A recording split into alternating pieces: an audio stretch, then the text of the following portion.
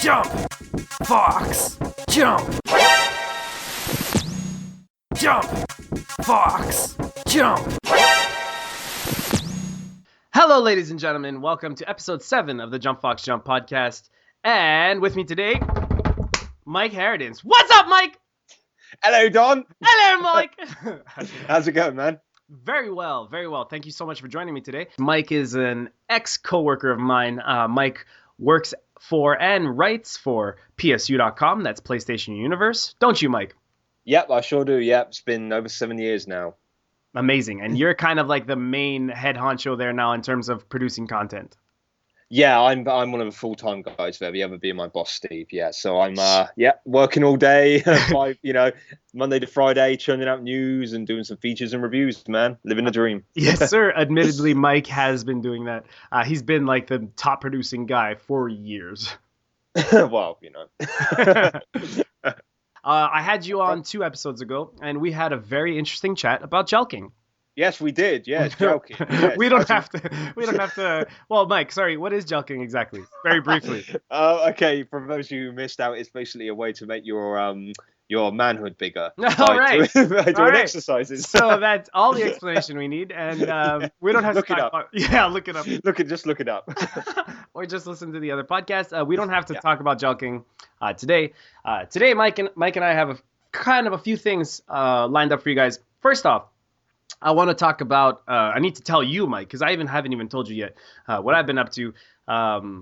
Earlier this week, well, I don't know when this is going to go up. So actually, last week, early on in the week, I went to an event called MIGS, the Montreal International Games Summit. And I know we just transitioned into this from talking about jelking, but this is actually really serious. So no more jokes. MIGS is like it's a business-oriented exposition that kind of is focused on growing the video game industry from within. So it's like GDC, but in Montreal. Oh, cool. I didn't realize that. Yeah, but GDC got really big, like in the recent years, like with the press and the trailers. Yeah, it did. Yeah. You remember before that, GDC was like literally just for the developers? Yeah, it was it was a lot more low key. I think that was probably before I was even working as a games journalist. Like before I didn't start working until it became really big. So that kind of passed me by those quieter years. Admittedly, dude, like I gotta agree with you. Like I only heard about GDC when trailers were coming from there. Like, yep. Yeah, and that's what MIGS is now. There are no trailers coming, but it's all for developers. There are no trailers coming out of MIGS, but it's all for developers. They have like really cool keynote speeches, really cool talks. I actually have a video on JumpFoxJump that'll be live by the time this podcast goes up, explaining what MIGS is and showing a little bit about what I did at the show. And I'll also have maybe 2 or 3 interviews that I did at MIGS on the channel by next week. So it's a lot of fun. Make sure to check that out. But yeah, MIGS is a very cool show. What's up, Mike? Was that funny? No, it's when you first told me that you saw MIGS, I just thought you were looking at a bunch of Soviet World War II aircraft. I didn't know that MIGS was like. I mean, I knew that it was some type of aircraft, but like when I'm trying to get assets for like my video and I Google MIGS, and all that comes up is like jets, and I'm like, nope, not what I went to go see. Sorry, yeah, I've had War Thunder on the brain too much. It's just you can get MIGS in that game and they're awesome. So it's like, whoa. I want to talk to you about War Thunder. I saw you playing and I actually downloaded it but never played it. After seeing you play, I downloaded the game because it's a free-to-play dogfighting pilot game. Yeah, it's free to play PC and PS4. It's now got tanks in it, but it's primarily a dogfighting game. It's like 19 some aircraft from like the early 1930s all the way to like the Korean War. So you've got biplanes all the way up to MIGS, as I just said. So I mean, I'm a propeller head. I used to love like World War II planes. It's how people like American sports cars or whatever. My kind of love is for planes. So, yeah, admittedly, not as cool as cars, but yeah. No, what are you talking about? That's fascinating. Dude, I didn't know that. Dude, I love World War II planes. Spitfires and Hurricanes in the RAF and all that stuff. You just talk to me about those. I could go on for ages. Seriously, I love it. Oh, man, I had no idea. Yeah. Let's totally talk about that. You just blew my mind. Is that what they're called? Propeller head? Yeah, well, well, when you, yeah, if you're an aficionado, of planes and stuff, like, they call you a propeller head or whatever, but that's just, yeah, but that's what I call myself anyway. Okay, But wait. yeah, Let's just get back to MIGS. I'll wrap up with that. I no, go just wanted for to it. touch Yeah. on it. So what it is man, propeller head. You just blew my mind. And what it is so there every like a lot of Canadian, not only Canadian actually, but a majority were Canadian studios. They have their booths there, and at their booths they have like the HR rep, maybe one or two developers, and a few recruiters. So that if you want to work in the industry, you just go up to them, talk to them, tell them what you do. If you're learning like 2D animation, if you're learning anything to do with games, if you're learning project management, game design, even if you want to be a QA tester, if you want to just get your foot in the door, and they'll tell you what you should do, what you need. They'll even take your resume. They'll keep in contact with you, and it's a great place where they can hire you. It's kind of fantastic because you can have your face-to-face interviews right there. Oh wow, that's awesome, man. Yeah, it's a really amazing event, and it's actually the biggest. I'm gonna get my wording. I need to get my wording like very accurate here because I don't want to say anything false, but I believe it's the biggest business-related video game exposition on the whole East Coast of North America. So like, but nobody knows about it. Like, have you ever heard about MIGS before? Like I mentioned it. No, honestly, no.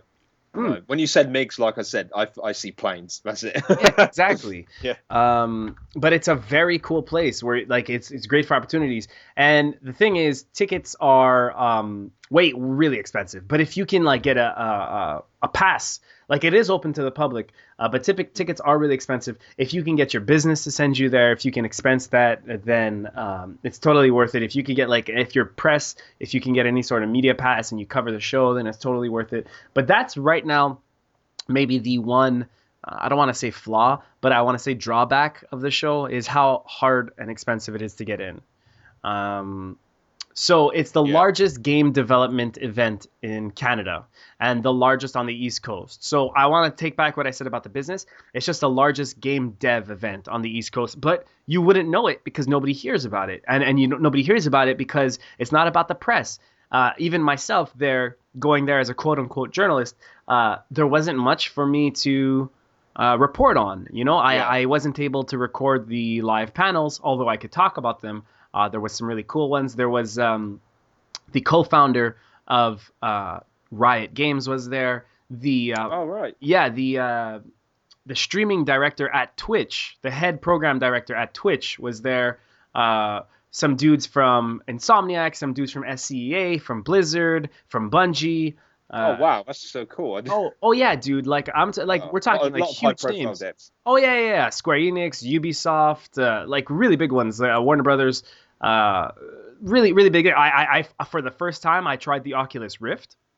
Oh, nice. What was it like? It blew my fucking mind. Okay, Mike, did you ever try the Oculus Rift? I didn't know. Okay, so I was in your boat, the same boat, like about a week ago. Now, picture what it would be like to have that VR headset on. Now, picture looking around in a 3D space. Okay, picture how awesome that is. Double it again, and then double that again. That's how awesome the Oculus Rift was. It kind of completely blew my mind. And when I finished playing, I walked away being like, I want to play a lot of games like that. First-person games would be insane with that. Like, I don't know exactly how it'd work for a shooter. That would be a little bit tough. But I even played another game which was a 3D platformer. So picture like a Ratchet game, right? Yeah.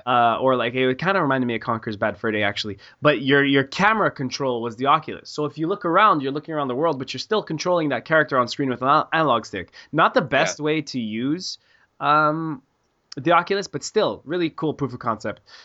So yeah, even Oculus was there. Proving that virtual reality is coming and it's going to be big when it does come. But MIGS, just like in terms of the feel of the show, it's all about networking.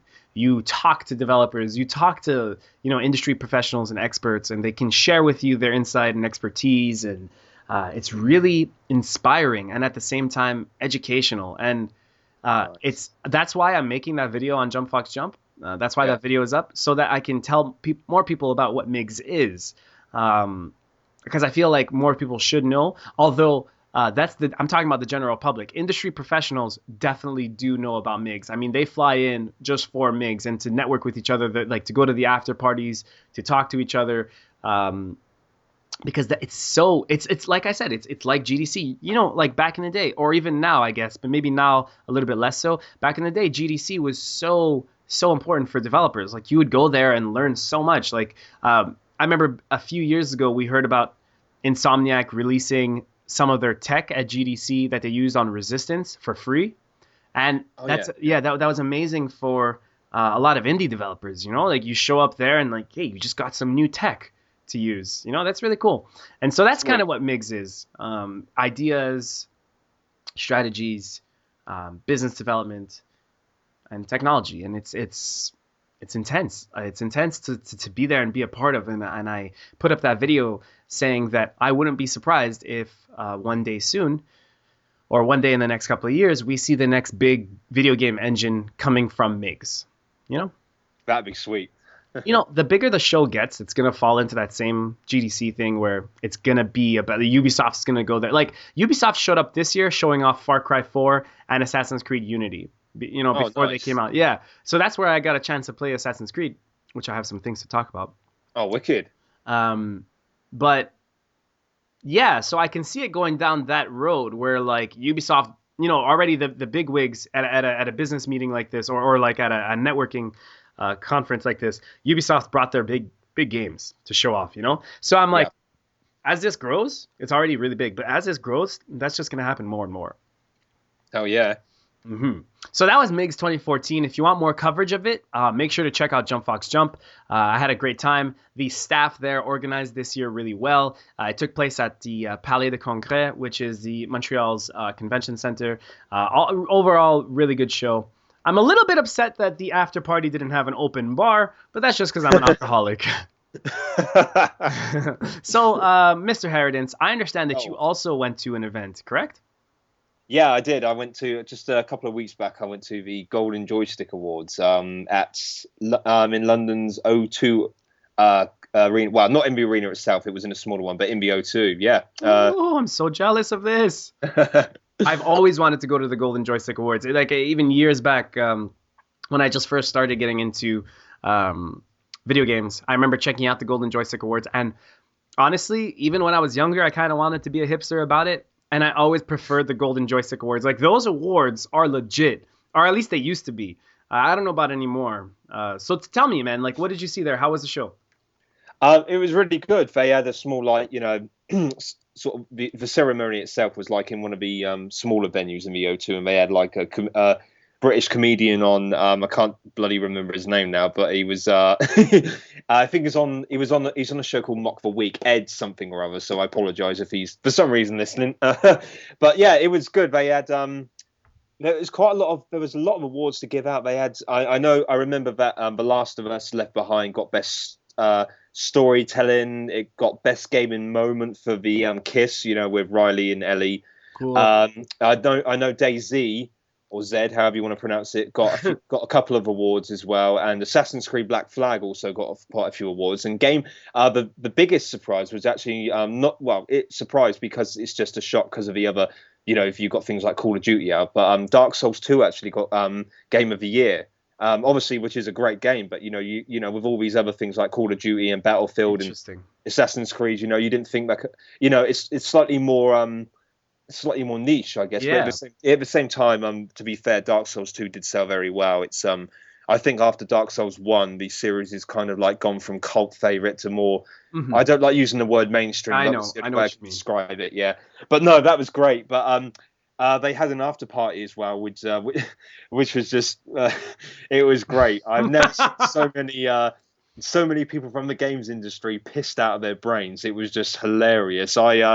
I mean, I don't drink that much, but I got drunk enough to have a dance with my boss, which was just crazy. My God, when you say your boss, you mean Stephen Williams? Stephen, yes, I met Stephen for the first time in person. Yes, that was really awesome. That was, and yeah, there were three hot girls who worked at the place because it was in a club in the O2, and they were like getting up on stage and trying to get everyone to dance, and there was a conga there and all this stuff, and there was this dude there who apparently worked on Skyrim, who was completely drunk. He got drunk earlier than anyone else, and he was just on the floor, like dancing with everyone. It was hilarious because he was watching me dance, or I should say attempt to dance, and he was like, looking at me and saying, look at this guy, and he was like grabbing me. What?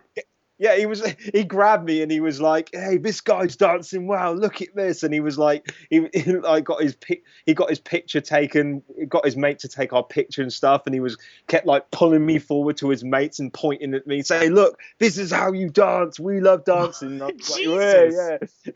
The guy was just drunk out of his mind, and it was hilarious. So, but why though? Why you? Why me? I don't. I have no idea. I was standing next to him. I guess fortunately or fortunately, whatever way you look at it, I was standing near him, and he was doing the same thing to Stephen, and then Stephen kind of scared, so he went off, and I was like, "Hey, come on, man, I'm still boogieing here," And then he just caught. I don't know. I just sort of danced into his field of vision. For some reason, he just started hanging around me. But after that, he was so drunk that he went away and didn't come back. So he probably forgot about the whole thing. But yeah, there were lots of PR guys there who I met through events and stuff who were equally drunk, which was fun. Yeah, there was a giant bouncy ball being punched around the dance floor. Cool. There were demo pods. They had Drive Club there and a few other games. Yeah, we met a Sony guy who had worked on Bloodborne and a few other games, so we were talking to him. It was great, man. It was really, really good fun. It sounds like it, man. Yeah, it was really good, and just being around all those people who like the same thing as you and work in the industry, it was so good to do that. And just obviously meeting my boss as well in person for the first time, it was really, really good fun. I had a blast, really. I'm so jealous of that. I always wanted to kind of party with you, man. Yeah, I have actually got some pictures, man. The guys have actually seen what I look like finally. So no way. Yeah, I have to dig. I will dig it out. I've got it on my phone, or I might have transferred it to my laptop. So I will email you some shots, dude. Please. They're not the best, but yeah. I don't care. Please do. Yeah, I think I got one of me holding up a beer glass with my mouth open, going like that or some shit. Steven. So yeah, I'll dig them out for you, dude. Oh, please, man. So I'm actually trying to pull up here the Golden Joystick Awards results. Yeah. And I'm having a little bit of a hard time, but I want to know the winners. Here, let me see here. Yeah, there were quite a lot of them. I can't remember them all. Okay, so best original game, like you said, is DayZ. Yeah, I remember that got a few. Yeah. Best online game was Hearthstone. Yeah. Runners-up were Grand Theft Auto Online and DayZ. Yep. Best storytelling, Last of Us Left Behind. Yes, I did remember it right. that deserves it. Best visual design is Assassin's Creed 4 Black Flag. Yeah. Most played game of the year, according to most hours logged on Playfire, is the indie survival game Rust. Yeah, I remember that. That was like, to be honest, I didn't even know much about Rust. I was like, okay, wow, good on Rust. Yeah. I mean, I want to play Rust, but from my understanding, it's really not finished yet. And kind of like DayZ, once those games kind of progress a little bit and once they flesh out some of the features of that game, I'll definitely jump in. Rust seems like a lot of fun. So best multiplayer went to Battlefield 4. Yeah. Followed by Titanfall and Mario Kart 8. Best indie game, and this one was in a category with Broken Age, Device 6, Don't Starve, Jazzpunk, The Stanley Parable, Nidhogg, and more. And the prize went to DayZ, landing itself a second joystick award. Innovation of the year went to Oculus Rift. Oculus Rift, yeah. Yes, sir. Yeah. Yes, sir. Twitch was there, Morpheus was there, Kinect was there, but Rift won. Best gaming moment was, and this is a spoiler, but Mike already covered it, is the kiss scene in The Last of Us Left Behind. Yeah. And totally true. Best mobile game went to Hearthstone, snatching 2 joystick awards. Tearaway got a bunch of nominations. Oh, no, sorry. Oh, yeah, sorry. It got 7 nominations, but no awards. Oh. Yeah. Person. Oh, weird. This is weird. Personality of the year went to PewDiePie. Yeah, he's that YouTube guy, isn't he? Mm-hmm. Admittedly, I don't really follow any of his YouTube stuff, so I didn't really know him that well. Yeah, me neither. It's a little bit weird. Yeah. Gaming platform of the year. Ooh, oh damn, this is cool. So out of all platforms, Steam won out, beating the PS4. So PS4 was second place, Steam won as first place. Game of the year, like you said, went to Dark Souls 2. Yep. Runners up being Assassin's Creed 4. No, sorry, Hearthstone and then Assassin's Creed 4, respectively. Yeah. Very cool, very cool. Studio of the year was Ubisoft Montreal. Well, hey. Lifetime achievement went to Hideo Kojima. Yeah, who wasn't there, sadly. Wasn't in attendance, but he did come up on the screen in a codec call. That's awesome. Best audio was Assassin's Creed 4 Black Flag. Best handheld game was Pokemon X and Y. I have to disagree with that because I'm playing Shovel Knight now, and that's fantastic. Most wanted game was Witcher 3 Wild Hunt. Sweet. All right, Mike, I am extremely fucking jealous that you went to the Golden Joystick Awards. And I'm extremely jealous that you got to hang out with Steven. That must have been a blast. But well, you've also hung out with Steven, though, to be fair, haven't you, at E3? Yeah, for sure. Me and Steve went to E3 together. It was a lot of fun. But I never went to E3 with you and Steve at the same time. That would have been a whole nother level of awesome. All right, so Mike, you reviewed Assassin's Creed Rogue, right? Yeah, you can, if you want to read the review, please do. It's up on psu.com now, guys, so go and check that out. Very cool. Make sure to go check it out. psu.com. Check out the Assassin's Creed Rogue review written by the one and only Mike Harradence. I know you probably can't speak too much now about the review score. Let's keep that surprise. But how are you enjoying the game, man, Assassin's Creed Rogue? It's really good. The interesting thing about Rogue is because you've got Unity, which is like the big step to, it's the first Assassin's Creed game for next gen exclusively. It's, it obviously has a lot of attention because of that. And I think Rogue is just kind of like, they're releasing one for PS3 and Xbox 360. It's going to be, a cheap sort of spin-off, but it's not. It's a really good game. It is in every kind of aspect. It is the sequel to Black Flag. It has the naval combat, the ground-based exploration, as with Black Flag, and what they've done is they used that template and they built on it a little bit more. There's a few more features and a few more gameplay mechanics added to it. There's new enemies and stuff, because in this game, it's not really a spoiler because they literally market this in the trailer, that you start off as an assassin, but then you cross over to the Templar side. So it's got that angle on it, which is interesting. Because of that, you now face assassin enemies who are able to do the same moves as you. They can try and assassinate you from the air. They can hide in trees. They can hide in bushes and haystacks. So you always have to be on the lookout for those. And there's also the economy system has been slightly boosted. It's been a while since I played Black Flag, but I can't remember there being a way to renovate buildings like in Brotherhood and stuff. I know that you could, on your island where Edward had his HQ, you could buy like a tavern and stuff. But in this, you can actually renovate parts of New York like you could in Brotherhood with Rome. And I can't remember Freedom that. I've only played through 3 once, but Brotherhood is a good example where you literally renovated the whole of Rome. While on this, you can renovate New York and other surrounding areas. So they've added that to it, which is really good because that gives you more incentive, as well as the other stuff. It's just think Assassin's Creed 4, but now you can sail in the North Atlantic. So there's no diving now because actually, if you actually go swimming in that icy cold water, is actually detrimental to your health. So you have to be careful about that. So you can't just stay swimming all over the place. But, you capture ships, you board ships, you can now be boarded. So you have to defend your ship from enemies. You've still got the type of weapons, but they slightly, like instead of fire barrels, you now have oil slicks, which you set on fire. There's, no swimming sounds like a cop-out for not wanting to put it in the game. Fucking freezing cold water never stopped Big Boss or Solid Snake. Oh no, you can swim, just not in the cold waters. You can swim anywhere else, and it doesn't hurt you at all. So yeah, But it's the game itself is huge. The game world is massive. I mean, I haven't uncovered. I haven't perfect. What's the term they use? 100%ed the whole game by any means. There's so many places you can visit. One of them being, and I thought this was awesome because I love this kind of stuff. One of the places you go to is Sleepy Hollow. If anyone is familiar with the Headless Horseman and Washington Ivory's Legend of Sleepy Hollow. Yes, it is the Sleepy Hollow. Complete with the church and the bridge, which I thought was awesome.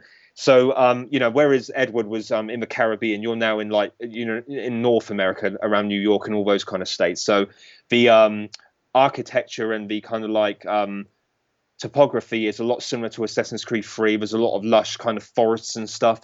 And obviously you've got the icy conditions rather than the kind of sun-baked Caribbean islands and stuff, because you're in a totally different area. Okay, so that was welcome. So let's transition into more Unity. And where is Ubisoft going with the Assassin's Creed franchise? Releasing two different full-fledged Assassin's Creed games on the same day. Do you think that was a good idea, man? Because I'm not so sure. I feel like this is kind of what happened to Guitar Hero before it fizzled out. Now I'm just gonna warn you that I have not played Rogue. I have played Unity, albeit very briefly, and I have a very strong stance on Ubisoft's current position with the Assassin's Creed games. But I just wanted to ask you before I get into that, what do you think that this decision was all about? And do you think it was the right decision to try to capitalize? They wanted to release one for the next gen, but Unity is also on PS3 and Xbox 360, right? Unity? No, it's not. That's next gen exclusive. Okay, so it's just on PS4 and Xbox One. So they wanted to still capitalize on the current market of all the consoles. The large install base of Xbox 360 and PS3. They wanted to still capitalize on that, which is understandable, but at the expense, I think, of Assassin's Creed Unity's potential. I think that's my point of view, because from the time that I have spent with Unity, I know that they had a day one patch that was supposed to fix up some of the issues, but I played. So at MIGS, Ubisoft was demoing Assassin's Creed Unity on Xbox One. And I thought that was odd because they were demoing Far Cry 4 on PS4. So I picked it up and I started playing it, and I couldn't help but have my mind blown by the serious frame rate issues. And that's on Xbox One, so I thought that was a problem. But then I was wondering to myself, why would they be demoing it on Xbox One if it doesn't run well on Xbox One? And then I found out that the PS4 version was actually the version with the most issues.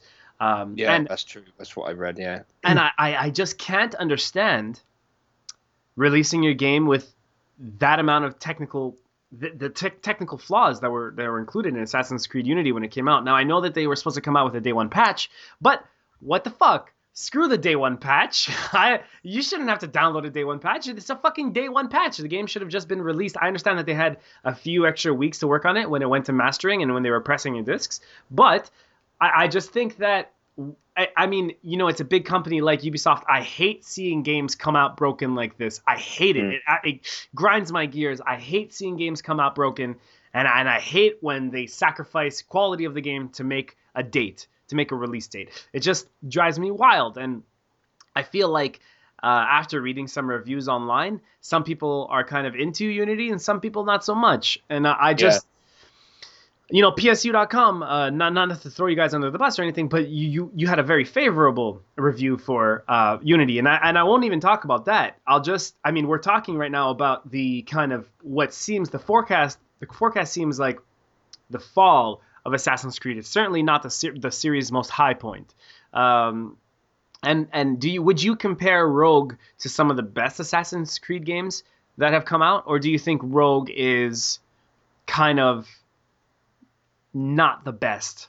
No, I think it's one of the better games. It's definitely, Black Flag, in my opinion, was one of the best games since Brotherhood, I thought, or 2 even. It was a great game, and Rogue is, like I said, Rogue is a lot like Black Flag. It's just had, it's a different side of a coin. Assassin's Templar, and you've got a few more things thrown in, but it's still mechanically and visually, the same, a lot similar to Black Flag. You reused a lot of assets and stuff, but it's a solid game. It is a good game, definitely. I'm sure it is. But were you craving another Assassin's Creed this quickly, and more so, were you craving 2 Assassin's Creed games this quickly? Like, you just played Black Flag last year, now you've got another 2. So we were talking about the annualization of franchises. Now it's 2 per year. That's nuts. I can't even picture myself fucking. I don't know. I can't do it. I can't play one on PS3 and then one on PS4. I'd have to only choose one. And Oh even no. then, the one I would choose is on PS4. And even then, from the time I spent with it, it just doesn't seem like something I'd shell out. I wouldn't give full price to that, man. I'd A, wait till they patch that shit up, or B, just no. Well, I don't think one. I'm pretty sure they're not going to do 2 games a year. I think this Assassin's Creed Rogue is the last game they're doing on last generation consoles for PS3 and stuff. That's kind of like the swan song for PS3 and Xbox 360. I think this is just because we're at this stage of transitioning to the new consoles. They're at this kind of like crossroads, and they're like, well, we're going to develop for next gen exclusive, but we're not going to abandon PS3 this year. So here we've got a whole new project for the PS3 and 360 owners. But I'm pretty sure going forward they're just going to do one Assassin's Creed game per year. I wish I could talk about Unity because I've got it downstairs, the Guillotine Edition, which comes with a very nice figurine of Arno, an art book, soundtrack, couple of in-game missions, all that kind of stuff. And so you're under Ubisoft's payroll. Oh yeah. So you can't even talk shit about Assassin's. That's what's going on here. And it's my annual Assassin's Creed spend. I've got Connor and Edward sitting right by me here from the last couple of years. But yeah, I haven't played Unity yet, and I've got I want to completely go through Rogue first. But obviously, hopefully on a future podcast, I can talk to you about Unity, man. And definitely, one day when I've actually played it, yeah, I can give a real opinion on it. Not a fan of releasing broken games though. Definitely not a fan of that. I mean, I love Diablo, and I don't, you might remember my rants about Diablo 3 being released broken. I just couldn't stand it. So and also, sorry, I was just going to say it's not the first time it's happened because Assassin's Creed 3 was notoriously buggy as well. That had some serious bugs in it. Yeah, I remember that. Other than that, man, let's see. What have I been playing? I finished Batman Arkham Origins. I saw you on that on PSN the other day because now we're officially PSN friends, aren't we? So. It only took like 40 years. Yeah. And I finished Arkham Origins. I'm into it in terms of from a gameplay perspective. I think that the minute changes that they did do to the gameplay are cool, and I welcome them. Although it's not enough to warrant the full price purchase of the game. And I think that I'm really fucking glad that the game is going back to the franchise is going back to Rocksteady. Dark Knight, yeah, not Dark Knight, Arkham Knight. Arkham Knight, that's it, yeah. Warner Brothers Montreal handled this one, and this is the most poor, the most poor iteration of the series. That was a down step, I remember. Oh yeah, it is. The writing is atrocious. The script is just weak. It's just weak. The dialogue between characters sometimes makes me cringe. They really overplay the Joker in Batman's origin story. It's almost an origin story for the Joker more than Batman, to be totally honest with you. Batman has a lot of cool things in his origin, and they ignore all of that, and they just focus on the Joker. Even though it's supposed to be about the other villains in the universe, they just shove the Joker down your throat. And I'm a huge Joker fan. I just didn't like the way they had it. He was never funny. Although Troy Baker, the voice actor for Joker, did an amazing job, he was never really funny, and he was way too exaggerated and whatever.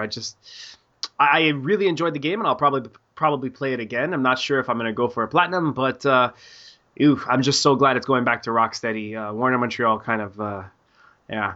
Anyways, bugger, man. Yeah, but I did enjoy it though. I have to say that, I did really enjoy the game because It is a Batman game.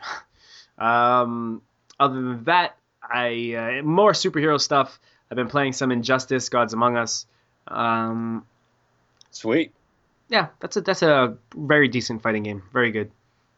And what I am playing now that I still haven't finished, that I'm kind of in the middle of, and please, guys, go check this out on JumpFoxJump. I'm doing a playthrough of Costume Quest 2 by Double Fine. Oh, yeah, I remember Costume Quest. You used to talk about it on Derai a lot. Yeah, man. I started playing it for Halloween. I wanted to play a Halloween-themed game, and that was my Halloween game, and it was a lot of fun. I'm still not finished yet, but it's, you know what it is. I mean, it's an RPG light, but... Yeah.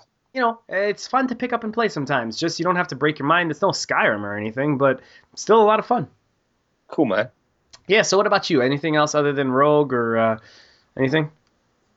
Yeah, I've been playing on a bit of Destiny, just doing a couple of raids and stuff because I'm just at the point where I'm having to grind for high tier kind of like materials to upgrade my armor, which is really not that fun.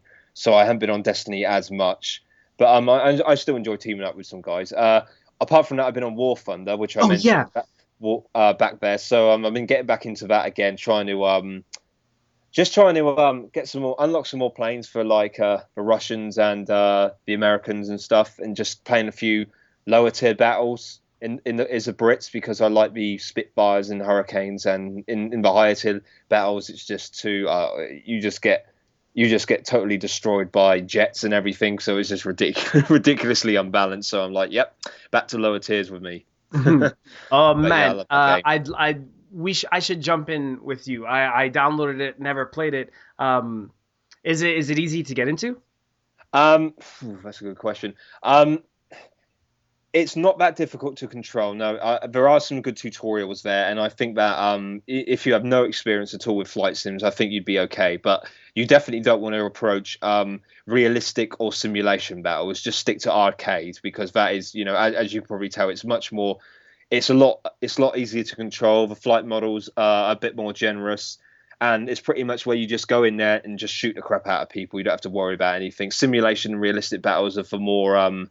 I'll use the term again, more propeller heads. It's for like the hardcore sim fans and stuff who have been doing this a while, and it's the flight models are a lot more realistic, and you have to really worry about stuff. You got on in arcade mode, you've got a target lead indicator for where you need to lead your shots to hit your opponent and stuff. You don't have that in any of the other modes, so arcade is definitely the place to go. But yeah, it's not too bad. The only problem with it is you don't get any of the good planes until you start playing spending a lot of time in it. You can throw money at the game and you can buy stuff. You can buy what are called golden eagles, which is the in-game currency, and you exchange that for new for upgrades and planes. But if you want to unlock things the old-fashioned way, you are going to have to play it a lot because you do start off at the lower end with like biplanes. Golden Eagles. That's the Yeah, currency. Golden yeah, Eagles. golden eagles, yeah, and silver lions. Fucking hey man, I'll give you two Golden Eagles for a sharper propeller. It's just some guy just hands him a bird made of gold. Here you go. It weighs 4 tons. The podcast is kind of going on a bit long. Let's try to cut it short. Shorter. I'm Yeah, going it's to right. That's what I say. I'm going to give it a try, and hopefully me and you can play together. It'd be a lot of fun. Yeah. Mike, before I end off the podcast, I just wanted to bring up this email that I got for JumpFoxJump that I never actually got to read on air, and I feel terrible about it. Every single time I want to read emails, I always forget, and some of them are too old now. But I'll bring up this one just because it's relevant. It's Yeah, relevant sure. since you're on. It's from longtime fan Alfonso Boxel. Oh, Uh, fun. yeah, Fonz, man. He says, as of right now, this is my favorite episode. Hearing you and Mike brings back so many memories. This is from the last episode I had with you. Yeah. I think episode 4. I hope one day you will return back to PSU. I know you didn't. I know you didn't originate from there, but that's where I met you. And that's your original family. Essentially, that's what he's trying to say. Yeah. Yeah, so I mean, thanks for sending in email funds. It wasn't really a question, but I'm glad you enjoyed the last episode with me and Mike. This is a fan that transferred over from Derailed. As for returning back to PSU, who knows? It doesn't, I mean, who knows? And I did originate there in terms of like my major steps towards writing about games. But Yeah. yeah, I mean, having Mike on the podcast is enough for now. Yeah, it's like old times. We can still talk. Yeah, and I Chew do the fat. guest. I do guest on the PSU podcast, PlayStation Unchained. Yeah, yeah. So if you want to hear more of my ass talking, then check out that podcast.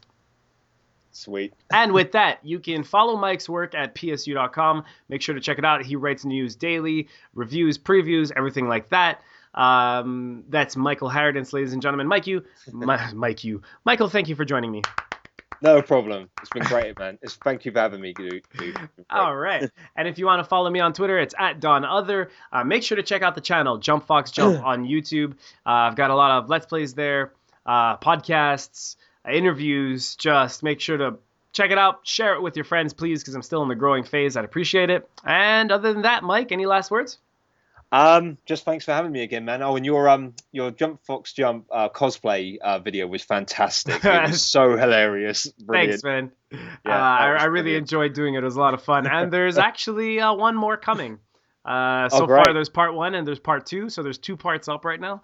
And there's a third cosplay video coming. I gotta say, being that close to girls that are kind of naked is kind of fun. Oh yeah, and you got to slap that ass as well. Yes, I did. All right, man. Thank you for joining me. Thank No you guys problem. for listening. I love you all. Peace. Laters.